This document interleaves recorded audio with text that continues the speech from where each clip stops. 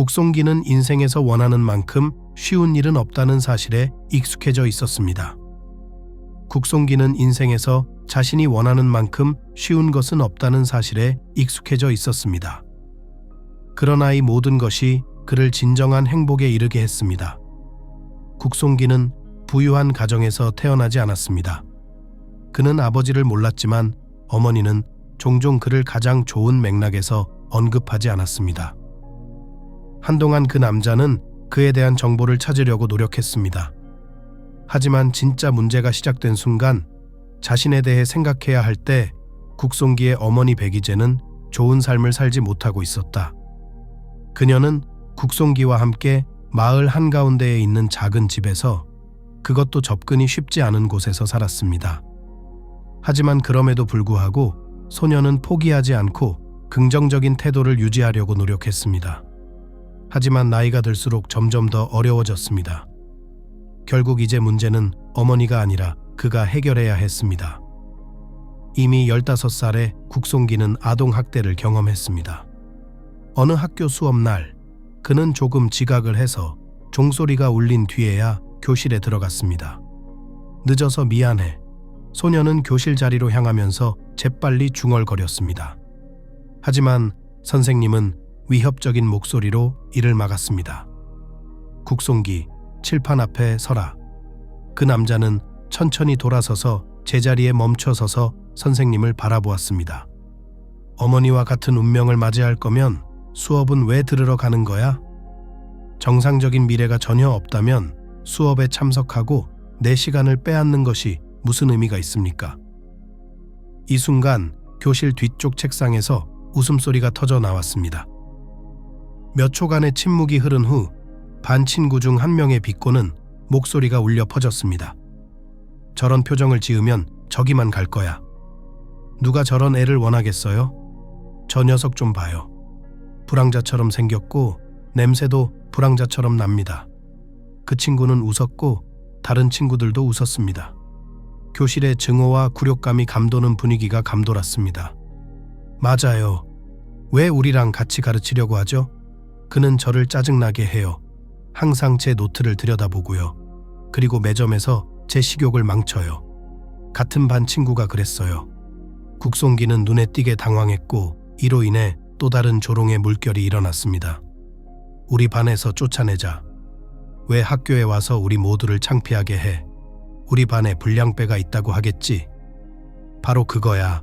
우리 반에 저런 애는 필요 없어. 머리도 없고 상상력도 없고 우리랑 같은 반에 있어야 할 이유도 없어. 여기서 내보내 내쫓아 뭘 기다리는 거야, 학진영?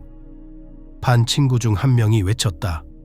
그 순간 선생님은 상황이 완전히 통제 불능이라는 것을 깨달았습니다. 하지만 선생님은 서두르지 않고 모두를 진정시켰습니다. 몇 분 후 국송기는 괴롭힘을 견디지 못했습니다. 그는 반 친구들을 향해 불쾌하게 소리를 질렀습니다. 도대체 왜 너희들이 나보다 위에 있는 거야? 넌 이 생에서 이룬 게 아무것도 없어. 네가 가진 모든 건 부모님이 준 거고 넌 아무것도 가진 게 없어. 넌 나보다 더 나쁜 놈이야. 난 약한 애들을 괴롭히지 않으니까. 소녀는 반에서 눈을 흘기며 자신을 향해 모욕을 퍼붓는 반 친구 중 한 명에게 시선을 멈췄습니다. 그래, 걔들은 별로 똑똑하지 않아. 하지만 어떻게 저렇게 허리를 굽힐 수 있죠? 몇 년 전만 해도 가난했잖아요. 조롱과 집에 못 가게 하는 괴롭힘으로부터 당신을 보호하고 있었어요. 왜 갑자기 더 낫다고 생각해? 날 괴롭힐 수 있다고? 아? 그는 교실 반대편에 있는 반 친구에게 시선을 옮겼어요. 넌 어때? 내가 너희 부모님 집 고치는 거 도와드린 거 잊었어? 강풍으로 집이 무너진 후 집을 재건하는 걸 돕기 위해 아침부터 밤까지 쟁기질을 했어. 그리고 제가 한 모든 일에 대해 한 푼도 청구하지 않았어요. 소녀는 경련을 일으키며 숨을 내쉬며 진정하려고 애쓰다가 반 친구들을 둘러보았습니다. 그는 피곤한 듯 고개를 흔들며 제가 어려운 상황에서 여러분을 많이 도와주었다고 덧붙였습니다. 그리고 이것은 당신의 감사입니다. 저는 아마 여러분만큼 돈이 많지 않을 거예요. 큰 집도 없고 멋진 차를 가진 아빠도 없죠. 비싼 옷도 없고 휴대폰도 없죠. 하지만 저에게는 더 가치 있는 것이 있습니다. 당신에게는 없는 인간성이죠. 여러분들이 너무 불쾌해서 이 수업에서 자퇴하겠습니다. 그동안 제 존재로 여러분들의 기분과 삶을 망쳐서 미안합니다. 좋은 하루 되세요. 국송기는 교실을 나갔다. 그는 이미 눈가에 고인 눈물을 참느라 애썼다. 그는 자신의 약점을 쉽게 드러낼 수 없었고 자신이 내린 결정으로 인해 상처받았다는 사실을 인정할 수 없었습니다. 그는 이제 자신의 어린 시절이 마침내 끝났고 더 나은 미래를 위해 어떻게든 세상에서 자신의 길을 개척해야 한다는 것을 깨달았습니다. 하지만 그 결말이 어떻게 될지 알았다면 몇 주가 지났습니다. 소녀는 학교에 가지 않았고 대화 주제를 고집스럽게 피했습니다. 어머니에게 그 일을 털어놓고 싶지 않았기 때문입니다. 국송기는 일자리를 찾는 것에 대해 진지하게 생각했습니다. 그리고 여러 곳을 알아봤지만 나이가 많다는 이유로, 외모가 맞지 않는다는 이유로 번번이 거절당했습니다. 거의 한 달 동안 계속 찾아다닌 끝에 그는 유망해 보이는 제안을 발견했습니다. 주소만 적혀있는 제안이었습니다. 국송기는 그런 제안에 응해야 할지 한참을 망설였습니다. 며칠이 지났습니다. 다른 구인 제의는 없었습니다. 몇몇 고용주들이 연락을 주겠다고 약속했지만 아무도 연락을 주지 않았습니다. 가족은 식비가 없어 절망감은 점점 커져만 갔습니다. 소년의 어머니 백이재 씨는 계속 술을 마셨고 해가 갈수록 술의 양은 점점 더 늘어만 갔습니다. 직장에서 해고되어 실업급여를 받았지만 너무 빈약해서 백이재는 종종 구걸을 하러 다녔습니다. 이런 상황에서 국송기는 어머니와 끊임없이 다투기 일쑤였다. 자신의 유흥비로 얼마나 많은 돈을 쓸 수 있느냐고요? 국송기가 외쳤습니다. 어머니가 술 한 병을 더 가져온 것을 보고 얼마나 더 나를 창피하게 할 수 있어? 마을에서 우리에 대해 뭐라고 하는지 알기나 해. 소녀는 자신의 감정을 전혀 억누르려고 하지 않고 소리쳤다. 나는 왜 당신 같은 엄마를 얻었습니까? 왜 나는 평범한 엄마를 가질 수 없냐고. 순식간에 백이재의 시선이 바뀌었다. 화가 난 듯 아들을 바라보더니 짜증 섞인 목소리로 말했습니다. 난 네가 원하는 대로 될 필요 없어. 내가 널 낳았어. 이제 네가 원하는 대로의 삶에서 내 길을 만들 수 있습니다. 네가 어디로 가든지 무슨 일이 일어나든지 상관없어. 마음에 안 들면 그냥 나가. 짐 싸서 여기서 나가요. 아무도 당신을 여기에 가두지 않을 거고 아무도 집에 있으라고 말하지 않을 겁니다. 알겠나? 여자는 차분하게 말했지만 목소리에는 도끼와 증오가 가득해서 소녀는 불안감을 느꼈습니다. 소녀는 떨었지만 약한 모습을 보일 수 없다는 것을 깨닫고 억지로 그 자리에 머물러야 했습니다. 몇 초 동안 완전한 침묵이 흐른 후 여인은 아들을 혼자 생각에 잠기게 한 채 다른 방으로 떠났습니다. 이때 국송기의 머릿속은 완전히 혼란스러웠고 모든 생각은 하루라도 빨리 떠나야 한다는 한 가지로 귀결되었습니다. 국송기는 어머니와의 대화를 중단했습니다. 그는 어떻게 해서든 어머니를 피했고 어머니의 소식을 듣지 않으려고 최선을 다했다. 그러나 어떤 식으로든 그의 등 뒤에는 속삭임과 조롱이 있었다. 소녀는 다른 곳으로 이사할 수 있다는 작은 희망을 갖기 위해 아주 작은 아르바이트도 마다하지 않았습니다. 하지만 곧 그는 흥분하기 시작했습니다. 대부분의 돈은 식료품, 기본적인 물건에 사용되어 생활이 불가능할 뿐만 아니라 어느 날 그 남자의 집을 점검을 위해 방문했습니다. 평범한 평일 아침이었습니다. 월요일인가 화요일인가. 국송기는 그날이 무슨 날인지 기억이 나지 않았다. 화물차에서 짐을 내리는 야간 근무를 마치고 지친 몸을 이끌고 잠을 자고 있을 때 문 두드리는 소리가 들렸습니다. 눈을 살짝 뜬 그는 어머니가 일어나서 문을 열어주기를 기도하며 집요하게 노크하는 문을 열었습니다. 하지만 세 번째 노크가 끝난 후 그는 그럴 가치가 없다는 것을 깨달았습니다. 국송기는 침대에서 일어나 문 뒤에서 무엇이 기다리고 있는지도 모른 채 문으로 향했습니다. 문을 열자 그는 당황한 나머지 문지방에서 얼어붙었습니다. 그 뒤에는 사업가처럼 보이는 김국송과 경찰관 한 명이 서 있었습니다. 그들은 남자를 유심히 살피더니 여자가 차분하게 말했다. 국송기 씨 맞죠? 너를 고아원에 보낼지 말지 결정하기 전에 네 엄마랑 얘기 좀 해야겠다. 만나봐도 될까요? 여자는 집안이 얼마나 엉망인지 깨닫고 안을 들여다보았다. 그녀의 시선은 더욱 진지하고 무거워졌습니다. 그녀는 불확실한 목소리로 말했습니다. 실례합니다만 여기서 혼자 사세요? 아니면 부모님과 함께 사세요? 집 상태를 보면 공식 대리인과 어떤 문제도 논의할 필요가 없네요. 생활 환경이 완전히 엉망입니다. 짐 싸 국송기. 소녀는 당황했다. 이 정도는 예상했었다. 그의 생각은 정신없이 이리저리 바뀌었고 아까의 졸음은 흔적도 없었다. 국송기는 고아원에 가면 자신의 모든 계획과 포부를 잊을 수 있다는 것을 깨달았습니다. 저기요, 왜 저를 고아원에 데려가려고 하세요? 15년 동안 그런 환경에서 살아왔는데 이제야 제가 충분히 자립할 나이가 되었는데 저를 데려가려고 하세요? 왜요? 왜요? 국송기는 공격 전술을 선택하기로 했다. 변명해봤자 소용없다는 것을 깨달았다. 어머니가 어디 계신지도 모르는데 그걸 인정하면 고아원으로 보내질 확률이 100%라는 걸 깨달았다. 여자는 소년의 질문에 전혀 당황하지 않는 듯 했습니다. 그녀는 침착하고 흔들림 없이 대답하면서 우리는 당신 가정에 문제가 있다는 사실을 통보받았을 뿐입니다. 국송기, 우리는 특별한 이유가 없으면 오지 않아요. 그런데 왜 나한테 문제가 있다고 생각하는 거요? 제 인생에 아무런 문제가 없던 시기에 오셨잖아요. 이제 더 이상 이런 건 의미가 없는 것 같아요. 다른 애들 잘 돌봐줘. 국송기는 문을 닫으려 했지만 경찰관이 재빠른 손놀림으로 그의 시도를 막았다. 그 남자는 아무 말도 하지 않고 허락도 구하지 않은 채 방으로 들어갔습니다. 그는 소년에게서 1m 떨어진 곳에 멈춰 서서 후견인 사무실에서 나온 여성이 앞으로 나가도록 내버려 두었습니다.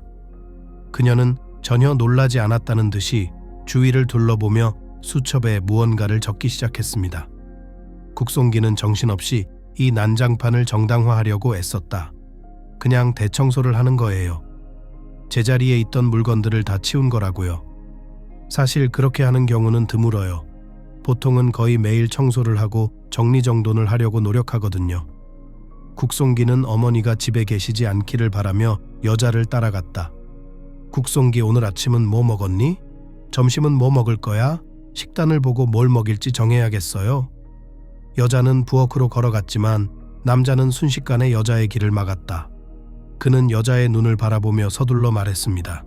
걱정 마세요. 전 잘 먹어요. 우리 엄마는 요리를 아주 잘하거든요. 제 냉장고를 확인하실 필요는 없죠. 그렇죠? 여자는 불쾌한 표정으로 남자를 제압한 다음 같은 차분한 목소리로 대답했습니다. 미안하지만 다른 방법은 없어요. 규정에 따라 해야만 해요. 냉장고에 있는 모든 것을 적고 이 방으로 돌아갈게요. 검사원이 국송기를 둘러보았다. 국송기는 이쯤에서 자신의 기발한 계획을 멈출 수 있다는 것을 깨달았다. 여자가 부엌으로 들어서는 순간 바로 감탄사가 터져 나왔다. 여자, 누구세요? 왜 그렇게 부엌에 있어? 방에서 무슨 소란스러운 소리가 들렸고 몇 초 후 검사관이 방으로 돌아왔습니다. 그녀는 몇 초 동안 불쾌한 표정으로 그 남자를 쳐다본 다음 말했습니다.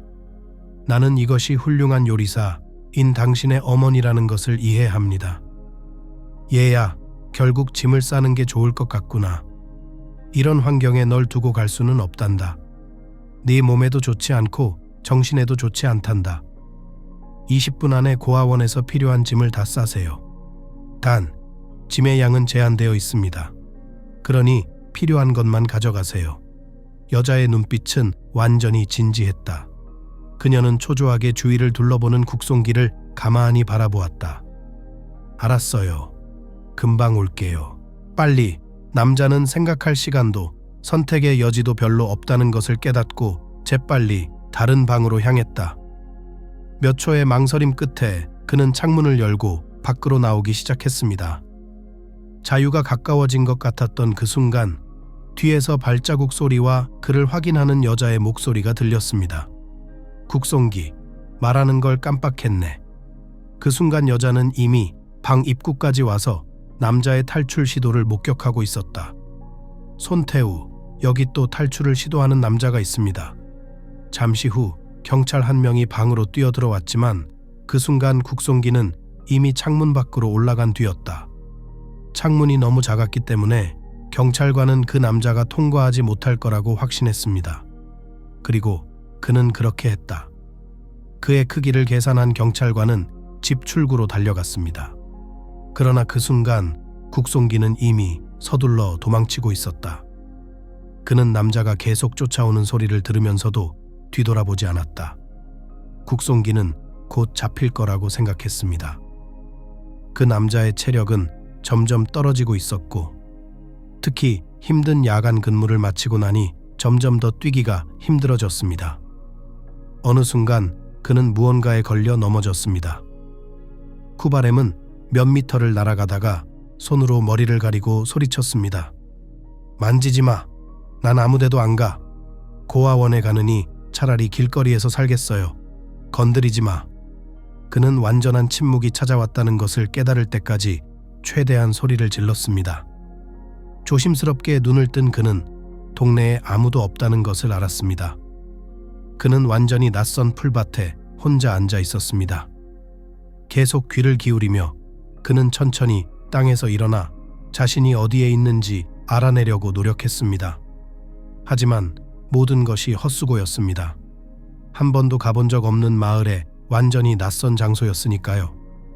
선택의 여지가 없었고 소녀는 왔던 방향과 거의 같은 방향으로 다시 길을 찾았습니다. 하지만 길을 찾을 방법이 없었습니다. 30분이 지나서야 그는 어느 정도 익숙한 거리에 도착할 수 있었습니다. 이제 어떻게 해야 할까요? 어디로 가야 할까요? 집으로 돌아가야 할까요? 아니, 절대 안 돼요. 고아원에 데려다 줄 사람들이 분명히 있을 테니까요. 하지만 이제 어떻게 해야 할까요? 국송기는 잠시라도 머물 곳이 마땅치 않았습니다. 친구도 없고 지인도 없고 아무도 없었습니다. 온 세상이 그에게 불리하게 돌아가는 것 같았고 문제는 눈덩이처럼 커져만 갔고 도저히 벗어날 길이 없었습니다. 그의 발은 알 수 없는 방향으로 방황하고 있었습니다. 그 남자는 적어도 자신이 어디에 있는지 이해하기 위해 여러 번 멈췄습니다. 그렇게 몇 시간 동안 방황한 끝에 그는 한때 의심스러운 일자리를 제안받았던 바로 그 장소에 도착했습니다. 마음을 바꾸고 우리와 함께하기로 결정하셨나요? 갑자기 그의 뒤에서 목소리가 들려왔습니다. 그는 자신이 사적인 영역에 들어왔고 이곳에서 환영받지 못한다는 사실을 깨닫고 몸을 떨었습니다. 공포감이 서서히 엄습해왔지만 국송기의 영혼을 뒤덮은 절망감과는 비교할 수 없는 것이었다. 그는 지쳐서 고개를 숙이고 중얼거렸다. 나는 갈 곳이 없다. 오늘 마지막으로 남은 것을 잃었는데 어떻게, 왜 계속 살아야 할지 모르겠습니다. 소년의 목소리가 떨렸다. 아무리 강해 보이려고 애써도 내면은 오랫동안 상한 상태였습니다. 그리고 이제 더 눈에 띄었다. 고요한 나. 소년은 망설였다. 단지 돈을 벌기 위한 의심스러운 제안을 받아들이고 싶지 않았다. 뭔가 수상쩍은 일이 벌어지고 있는 것 같았다.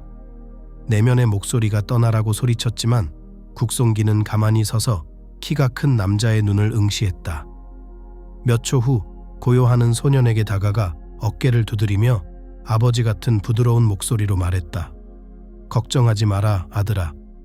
우리 모두 힘든 시기가 있단다. 우리 모두는 어딘가에서 시작했으니까요. 그리고 우리 모두는 자신의 삶에서 무언가를 만들기 위해 열심히 노력해야 합니다. 저도 밑바닥에서 시작해서 계급이 올라갔어요. 얼마나 힘들고 고통스러운지 잘 알고 있습니다. 그리고 모든 상처가 치유되는데 얼마나 오래 걸리는지도요. 하지만 우리 모두는 인간이고 우리 주변에는 도움의 손길을 내밀 준비가 되어 있는 사람들이 있습니다. 저도 그들 중 한 명입니다. 남자는 미소를 지으며 소년의 어깨를 한 번 더 두드렸다. 왠지 이상한 방식으로 그러한 간단한 행동이 뼈에 진정 효과가 있었습니다. 이제 모든 것이 정말 괜찮아질 것 같았습니다. 시간이 조금 더 필요하면 상황이 나아질 수밖에 없었습니다. 돈을 벌고 임대할 집을 구할 때까지 한동안 저와 함께 지내셔도 됩니다. 운이 좋으면 도시로 이사가서 계속 일할 수도 있겠지. 일거리는 항상 많단다, 꼬마야. 그리고 나는 임금으로 내 아이들에게 상처를 주지 않습니다. 그러니 걱정할 필요 없어. 내가 말한 대로 될 거야. 자네가 하는 일에 대해 다른 사람에게 말하거나 어떤 식으로든 퍼뜨릴 권리가 없다는 서약서에 서명만 하면 돼. 이 순간 국송기는 긴장했다. 이것이 그가 고요한의 제안을 거절했던 주된 이유였다. 그런 계약은 터무니없는 일, 자신이 참여하고 싶지 않은 일이 벌어질 때만 하는 것 같았지만 어쩔 수 없었다. 길거리에 머무는 것은 최선의 선택이 아니었습니다. 하지만 언제든 직장에서 당신한테 걸어갈 수 있잖아요. 그렇죠? 당신이 말한 것처럼요. 내가 싫으면 계약을 해지하고 바다에 떠 있는 배처럼 각자의 길을 가면 되잖아? 평생 당신 밑에서 일하고 싶지 않아요. 나 아직 계획도 있고 야망도 있잖아? 국송기는 불신의 눈빛으로 고요한을 바라보았다. 고요한은 미소를 지었고 그 단순한 제스처에 무언가 약탈적이고 잘난 척하는 기운이 느껴졌다. 그는 그가 이 일에 적합하다는 것을 확신시키려는 듯 머리부터 발끝까지 다시 한번 면밀히 살피더니 말을 꺼냈다. 물론이죠. 아무도 누구에게도 일을 강요하지 않습니다. 퇴사하고 싶거나 다른 일을 하고 싶거나 돈을 충분히 벌었다는 것을 깨닫는 순간 누구에게도 묻지 않고 퇴사할 수 있습니다. 그냥 결정만 하면 돼요. 국송기는 믿을 수 없다는 표정으로 남자를 몇 초간 쳐다보다가 무심코 고개를 끄덕였다. 그 많은 것들 중에서 금이 가장 적은 것으로 밝혀지고 있는 것 같았다. 하지만 수상한 남자를 위해 일하게 될 줄 알았다면 그는 동의하기 전에 한 번 더 생각했을 것입니다. 고요한은 국송기에게 작은 방에서 지내자고 제안했다. 크기만 보면 창고에 가까운 방이었습니다. 하지만 침대와 작은 옷장이 있었습니다. 그 정도면 국송기가 편안하게 머물기에 충분했습니다. 그는 남자를 바라보며 사려 깊게 말했다. 여기 잠시 머물게 해줘서 신세 갚을 게 있어요. 아니, 아들아, 그럴 필요 없어. 이건 그저 인간적인 친절의 표시일 뿐입니다. 네가 어려운 상황에 처해 있으니 내가 도와줘야겠다고 생각했단다. 그렇게 말입니다. 고요한은 신중하게 방을 둘러보았다. 그러더니 활기차게 말했습니다. 그럼 계약서에 서명하고 나면 어떤 일을 어떻게 진행할지 알려드리고 내일 바로 일을 시작할 수 있도록 하겠습니다.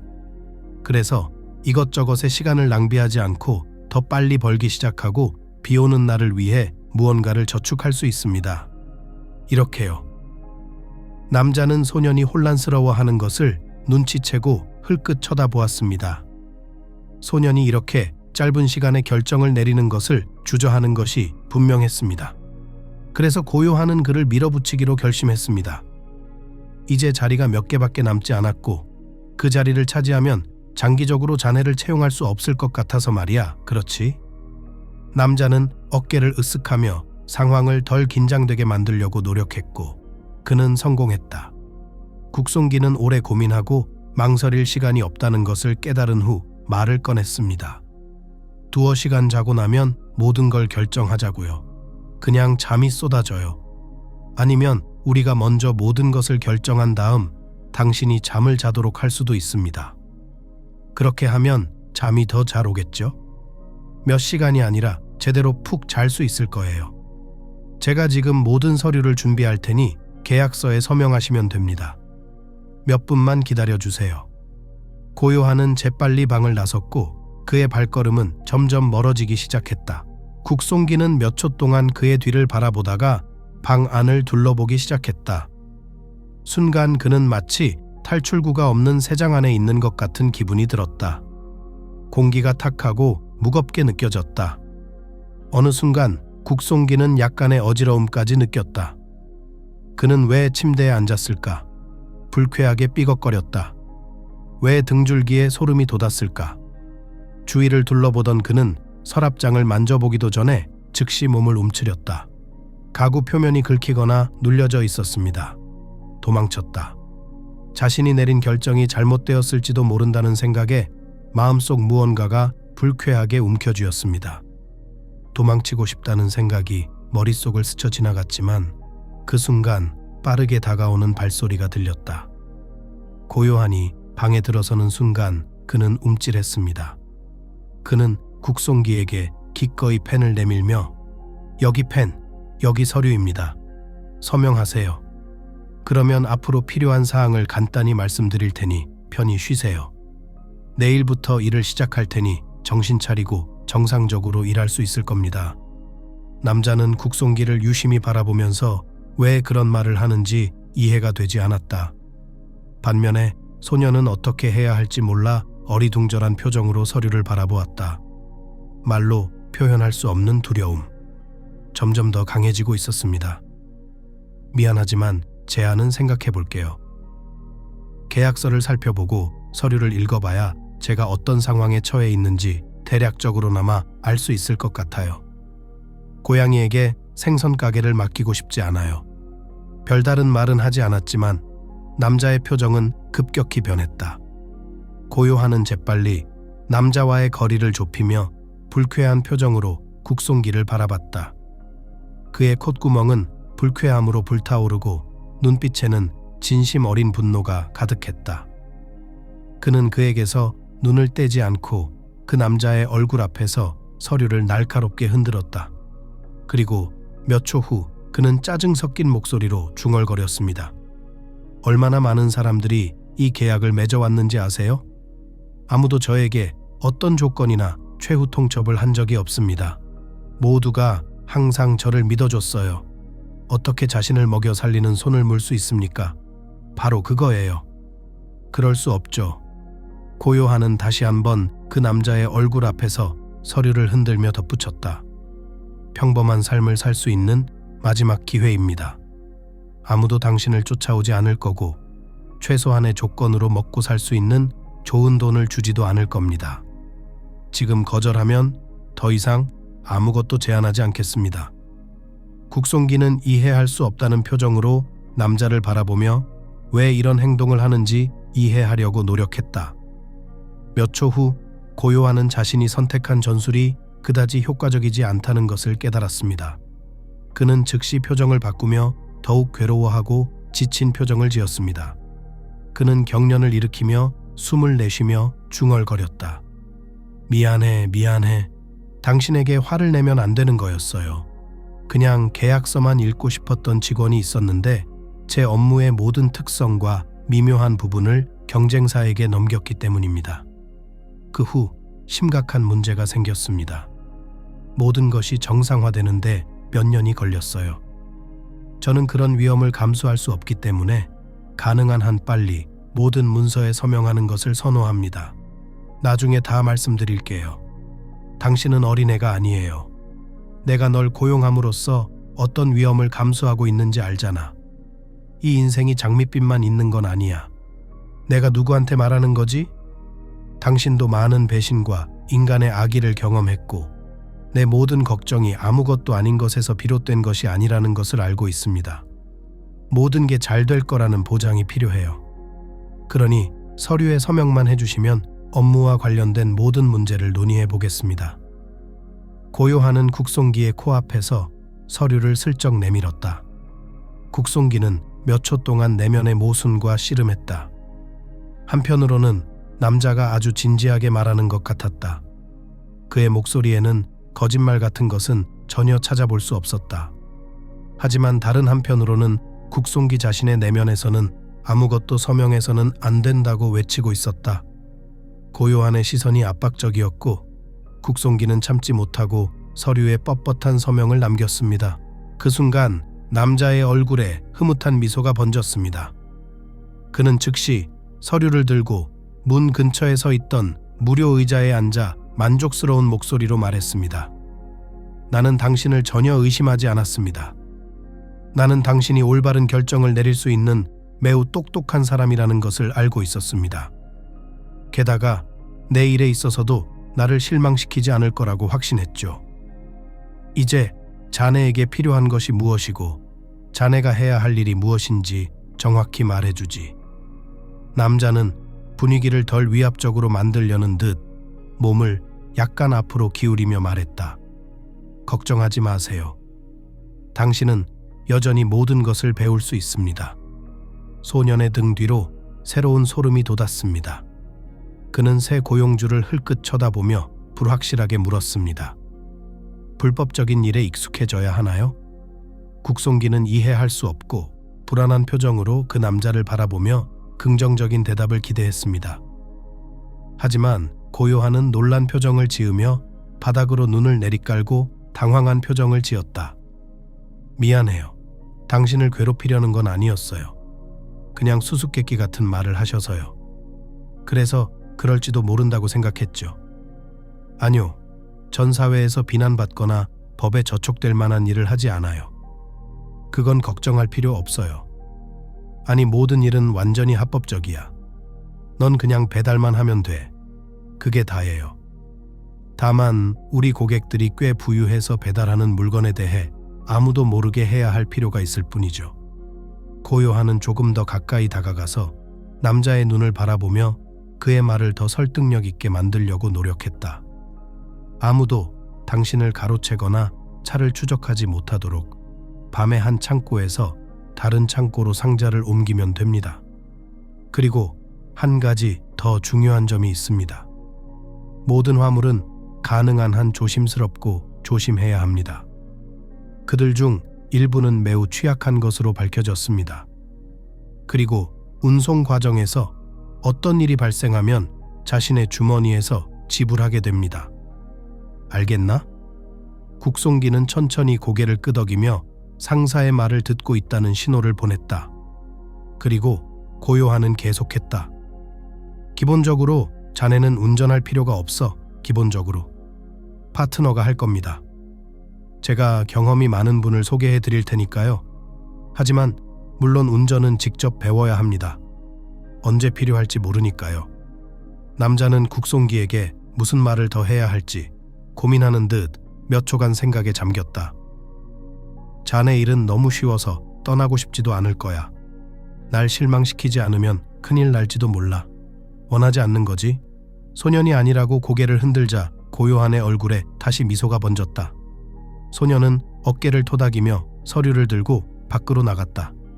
그 순간 국송기가 말을 꺼냈다.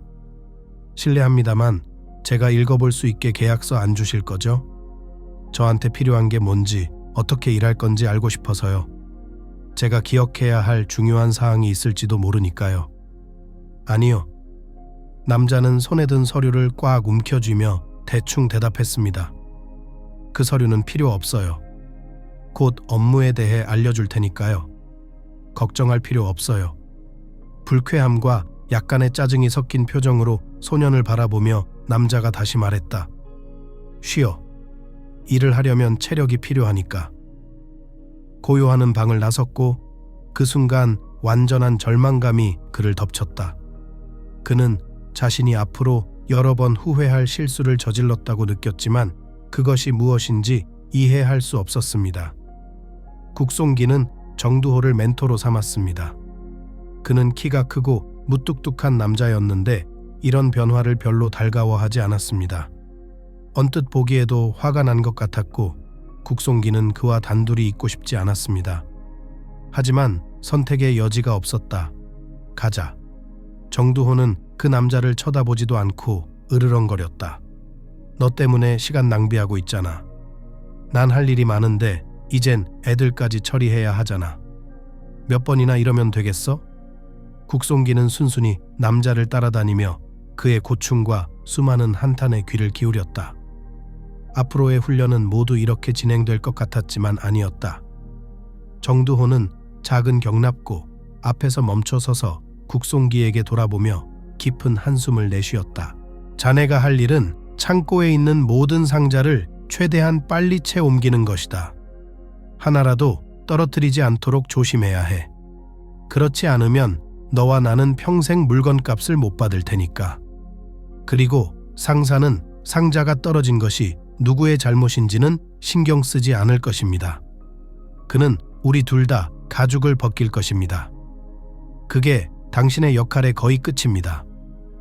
대부분의 주문이 밤에 처리되고 새벽에 처리되는 경우는 거의 없기 때문에 다음 주문을 처리하는 동안 충분한 에너지를 확보하는 데 익숙해져야 합니다.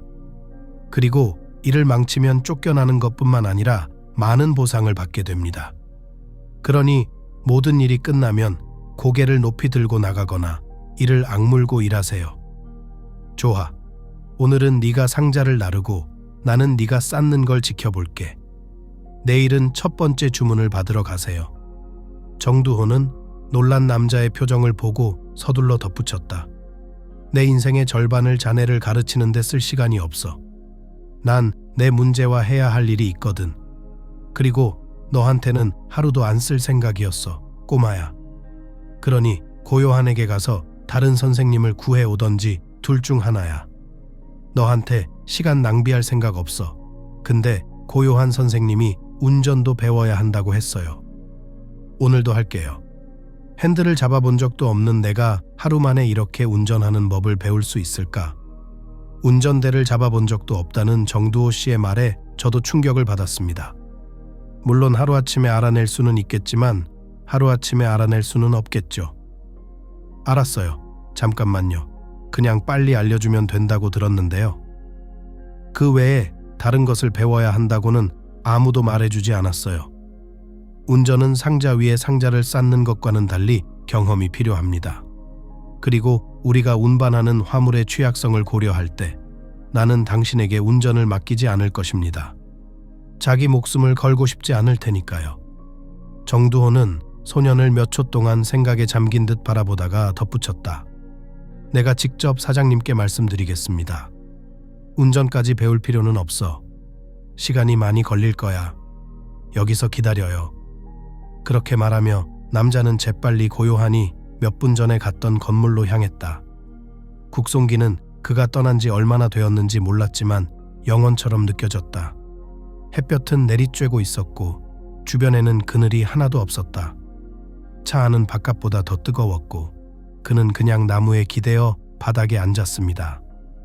작은 그늘 덕분에 더위를 조금은 피할 수 있었지만 물과 음식이 없는 상황은 그다지 유쾌하지 않았습니다. 정두호는 기분이 좋지 않은 상태로 돌아왔다. 대화가 잘 되지 않았다고 가정할 수 있지만 그 남자는 분명히 그것에 대해 논의할 계획이 없었습니다. 그는 국송기에게 상자를 올바르게 설치하는 방법, 줄과 높이에 몇 개의 상자가 있어야 하는지, 하중을 손상시키지 않도록 언제 멈추는 것이 가장 좋은지 등을 말하기 시작했습니다. 몇 분이 지나자 국송기 씨는 최대한 침착하고 차분한 자세를 유지하며 박스를 차량 뒤쪽으로 옮기고 있었습니다. 그는 박스 하나하나의 무게를 측정하며 어디에 세워야 할지 고민하고 있었습니다. 그렇게 하루 종일 일이 진행되었습니다. 6번째 짐을 싣고 내리고 나서야 정두호 씨는 차분한 목소리로 말했습니다. 글쎄, 지난번은 꽤 괜찮았던 것 같아요. 오늘은 떠나도 됩니다. 내일은 바로 교대 근무에 들어갑니다.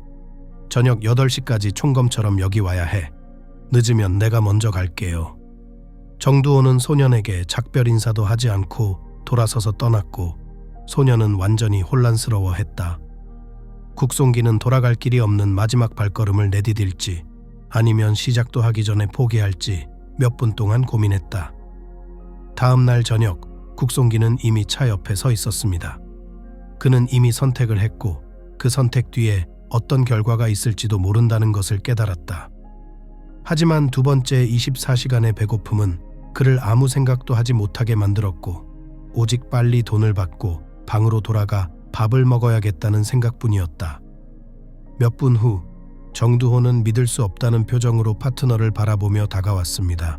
그는 가까이 다가와 거의 들리지 않을 정도로 조용한 목소리로 말했습니다. 안 오실 줄 알았어요. 겁먹으실 줄 알았죠.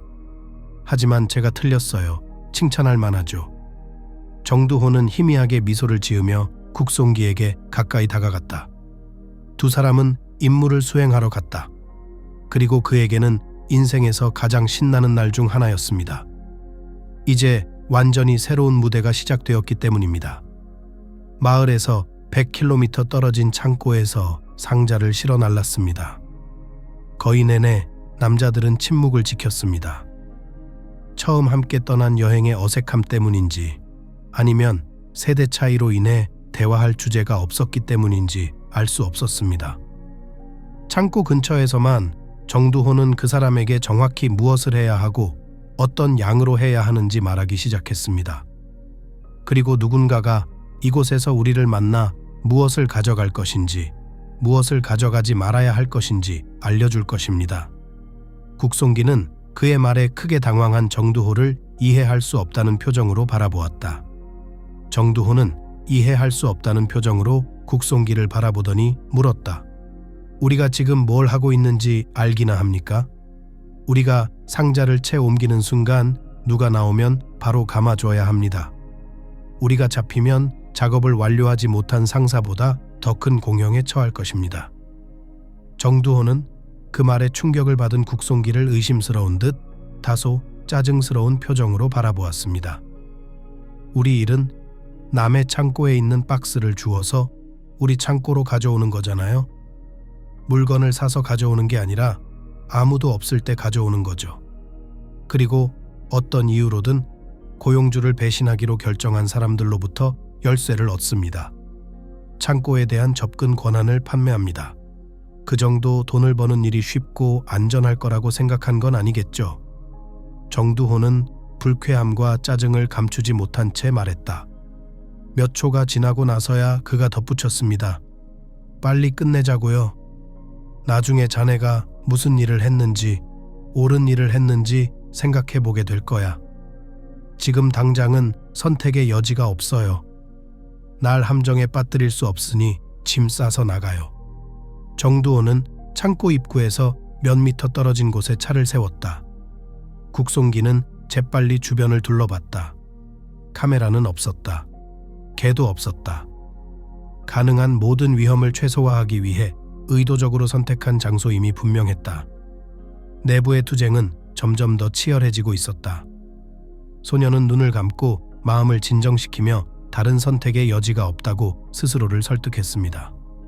몇 초 후 소녀는 눈을 번쩍 뜨고 재빨리 수송실 밖으로 나와 이미 부지런히 조용히 자물쇠를 열고 있는 정두회계로 향했습니다. 남자에게 다가간 국송기는 신중하게 말했다. 이 임무가 끝나고 고요한 밑에서 일하기를 거부하면 어떻게 되나요? 그냥 나가도 되나요? 국송기는 질문 후에도 고개도 돌리지 않는 파트너를 가만히 바라보았다. 벌금을 내고 나면 언제든지 퇴사할 수 있습니다. 금액은 사장님이 직접 결정하지만 확실히 말할 수 있는 것은 상당히 크며 월급 한 번으로 충분하지 않을 것입니다. 정두호는 잠시 그 남자를 바라보면서 그의 눈빛이 혼란스러워 보였습니다. 그는 서류에 서명하고 무언가에 동의하기 전에 생각했어야 했습니다. 그 순간 자물쇠가 풀리고 문이 천천히 열리기 시작했습니다. 창고에는 10개의 상자가 있었는데 그 무게가 꽤나 인상적이었습니다. 국송기는 내면의 불안과 두려움을 극복하고 창고에서 차까지 상자를 재빨리 옮기기 시작했고 아까 보여줬던 대로 조심스럽게 정리하기 시작했습니다. 두어 시간이 지나자 차는 이미 가득 찼습니다. 출발할 시간이었습니다. 국송기는 뒤돌아보면서 창고에 눈에 띄게 많은 상자가 없다는 것을 깨달았습니다. 불안감이 엄습하기 시작했습니다. 창고에서 박스를 가져갔다는 흔적을 감춰야 하지 않을까요? 최소한 뒷줄이라도 앞으로 옮겨야 하지 않을까? 국송기는 정두호가 짜증스럽게 끼어들기 전에 아무 말도 할 겨를이 없었다. 진심이야? 뒷줄 박스를 출구에 가깝게 옮긴다고 해서 수백만 원어치의 물건이 없어진 걸 모를 것 같아. 바보 같은 소리 하지 마. 당장 여기서 나가야 해요. 남자는 재빨리 차 쪽으로 향했고 소녀는 그 뒤를 따랐다. 돌아오는 길에도 국송기는 백미러를 계속 들여다보며 뒤따라오는 사람이 없는지 확인했다. 그렇게 불안한 30분이 지나자 정두호는 미친 듯이 숨을 몰아쉬며 자신 있게 말했습니다. 괜찮습니다. 사건은 무사히 끝났습니다. 아무도 우리를 함정에 빠뜨리지 않았고 아무도 창고가 열린 것을 발견하지 못했습니다. 진정하세요. 상사의 다른 창고에 이 상자들을 모두 내려놓기만 하면 돼요. 그런 다음 돌아가서 사건의 성공에 대해 보고하면 됩니다. 그런 선조 공연을 위해 평소보다 조금 더 요구할 수도 있을 것 같아요. 남자는 벌써부터 돈의 맛을 기대하며 만족스러운 미소를 지었다. 하지만 국송기는 긴장을 늦출 수 없었습니다. 상자를 채 싣는 것보다 내리는 게 더 힘들었기 때문입니다. 이미 아드레날린 수치가 떨어지고 피로가 몰려왔기 때문입니다. 마지막 상자는 특히 무거웠고 그 후 그는 차 운전석에 지쳐서 눈을 감고 앉았습니다. 그의 호흡은 무거웠고 그것을 알아차리기가 어려웠습니다. 파트너의 상태를 확인한 정두호는 운전석에 올라 차분한 목소리로 말했습니다. 익숙해질 겁니다. 처음에는 어려울 겁니다. 그리고 나면 마차에 짐을 싣는 것과 비교하면 간단한 일이라고 생각하게 될 겁니다. 저를 믿으세요. 저는 많은 일을 해봤어요. 이 일이 최고 중 하나였습니다. 돈으로 따지면 최고죠. 국송기는 일을 마치고 돌아오자마자 방침대에 쓰러졌다. 정두호는 사건의 성공에 대해 상사에게 보고하기로 약속한 상태였다. 그는 문을 두드리는 소리가 들렸을 때 이미 잠에 빠져들고 있었습니다. 그리고 바로 다음 순간 문이 열렸다. 국송기가 눈을 뜨자 만족스러운 미소를 지으며 자신을 바라보고 있는 고요한이 보였다. 잘했어, 꼬마야. 의심하지도 않았어. 사건은 잘 풀렸다. 정두호는 자네가 자신과 동등하게 일했으니 월급도 자신과 거의 비슷할 거라고 했다. 물론 경력이 쌓이고 운전을 배우면 더 높아지겠지만 지금도 월급은 꽤 괜찮아요. 남자는 봉투를 내밀었다. 국송기는 무심코 침대에 앉아 월급을 받아들었습니다. 봉투를 열어본 남자는 놀란 표정으로 고요한을 바라보았다. 사장의 얼굴에 미소가 번졌다. 그래, 뭘 원했어? 일한 만큼 월급을 잘 주기로 약속했어. 자, 오늘 밤 월급입니다. 수고했어. 그게 하룻밤 월급이야? 국송기는 다시 돈을 세며 어리둥절해 했다. 보통 2주 정도 일하면 이 정도는 받곤 했는데 그런데 이게 하룻밤 몇 시간 일한 대가라고요? 농담이겠지. 농담 아냐, 아들아. 내 돈이야. 원하는 대로 써도 돼. 잘했어. 아무도 널 못 받고 상자도 다 무사히 배달됐어. 정두호가 이미 다 알려줬을 겁니다. 그러니 자네가 왜 이렇게 큰 돈을 받는지 잘 알겠지. 국송기는 의아하게 고개를 저었다. 그는 여전히 자신이 어디에서 일하고 있는지 명확하게 이해하기에는 충분한 정보를 묻지 않은 것 같았다. 하지만 한편으로는 돈을 받고 나니 그렇게 큰 돈은 아닌 것 같다는 생각이 들기 시작했습니다. 잘 됐네요. 좀 쉬세요. 아직 새로운 사업은 없습니다. 내일부터는 정두호 씨가 운전하는 법을 가르쳐 줄 테니 필요하면 네가 대신 운전해. 다음 업무는 며칠 뒤에 있을 거야. 고요한은 몇 초 더 침묵으로 서 있다가 혼자 생각에 잠긴 듯 고개를 끄덕이고 방을 나갔다. 국송기는 왜 이렇게 큰 돈을 받았는지 잘 모르겠다며 돈을 몇 번 더 세어보았다. 여러 가지 생각이 스쳐 지나가면서 마음이 편치 않았습니다. 한편으로는 첫 사건이 끝나고 자신의 직업이 어떤 일인지 깨닫게 되면 그만두려고 계획했었습니다. 하지만 지금은 이제 그는 몇 년 안에 충분한 돈을 모아서 새로운 삶을 시작하고 이곳에서 멀리 떨어진 곳에 작은 집을 사서 행복하게 살 수 있는 기회를 얻을 수 있었습니다. 몇 분간 뒤척이다가 국송기는 잠이 들었고 몇 시간 후 깨어난 국송기는 한 가지 분명한 생각만 떠올렸습니다. 계속할 가치가 있다. 이 일에 휘말렸으니 합법적이지 않은 일들을 모두 알게 되었고 심지어 참여까지 하게 되었으니 지금 당장 멈출 필요는 없었습니다. 지금 당장 멈출 필요는 없습니다. 적어도 인생에서 무언가를 이루기 위해 노력할 가치가 있습니다. 비록 그것이 모호한 수단일지라도 국송기 씨는 이렇게 5년 가까이 일했습니다. 모든 것을 포기하고 새로운 삶을 시작해야겠다고 생각했을 때 그는 이미 20대가 되어 있었습니다. 그동안 그는 월세에 돈을 쓰지 않기 위해 작은 방에서 계속 살았고 거의 모든 것을 저축했습니다. 그는 꽤 많은 돈을 모았고 집을 사기에 충분할 것이라고 생각했습니다. 하지만 인생에서 모든 것이 계획대로 정확히 이루어지는 경우는 거의 없습니다. 그리고 그는 그 사실을 뼈저리게 깨달았습니다. 그는 고요한에게 마지막 임무를 수행할 것이라고 경고한 뒤 떠나려고 했습니다. 하지만 그 남자는 그 소식에 대해 매우 엇갈린 반응을 보였습니다. 이제 막 인생을 시작한 거잖아요. 앞으로 10년만 더 일하면 이전처럼 살 수 있어요. 다시는 일할 필요도 없고 빵 한 조각을 살 돈을 어디서 구할지 고민할 필요도 없으니까요. 이제 막 자유와 독립의 맛을 느끼기 시작했으니까요.